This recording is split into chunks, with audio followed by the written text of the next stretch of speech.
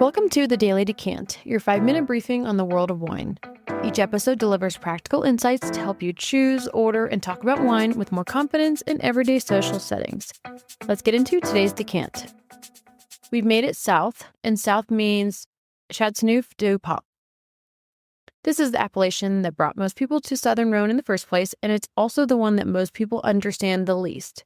The name's familiar, the wine is on every serious restaurant list, but ask someone what actually goes in a bottle of Châteauneuf-du-Pape, or what the stones on the label are all about, or why two bottles from the same appellation can taste completely different, and most of the time you'll get a blank look. Let's fix that today.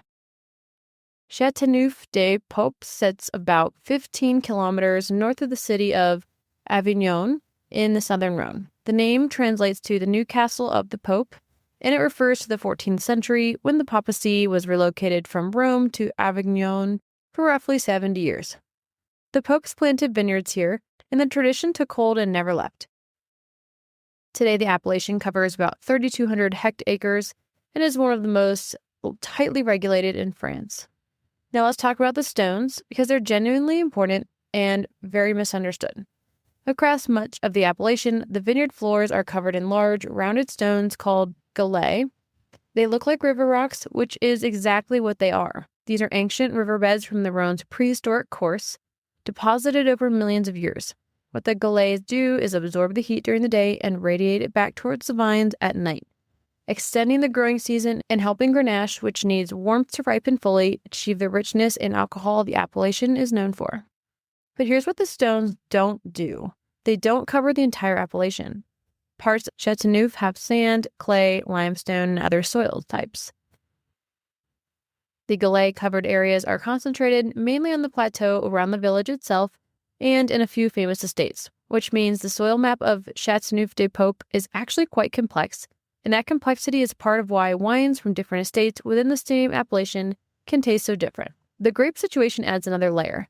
The appellation permits up to 18 different varieties in a blend. In practice, most producers use a much smaller number, and the key question is usually about the ratio of Grenache to Mourvèdre. Grenache-dominant wines tend to be warmer, rounder, earlier drinking, and more obviously fruity.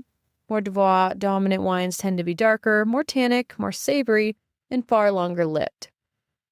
Château de Beaucastel, the wine that appeared at the Grand Tour last week, is one of the most famous Mourvèdre-dominant estates in the appellation. Their wines can age for decades and are built for the cellar, not for immediate drinking. So which style should you buy? That depends entirely on when you want to drink it.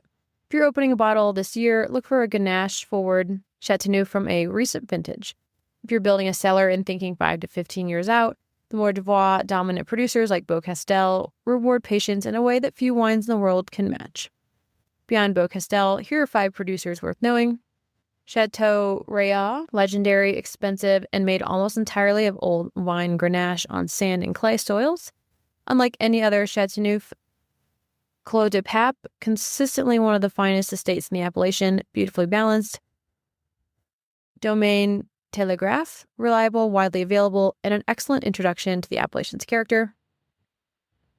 Château Lanière, historic estate, elegant style, fairly priced. And Henri Bonneau, a tiny cult producer whose Réserve des Célestins is one of the most sought-after wines in the southern Rhône. If you see it, buy it. Tomorrow, we leave Châteauneuf and explore what lives in its shadow and what those neighboring appellations offer that Châteauneuf cannot. That's today's Daily Decant. If you found this helpful, be sure to subscribe and share with your friends so you can continue building your wine knowledge in just a few minutes a day. See you tomorrow for your next decant.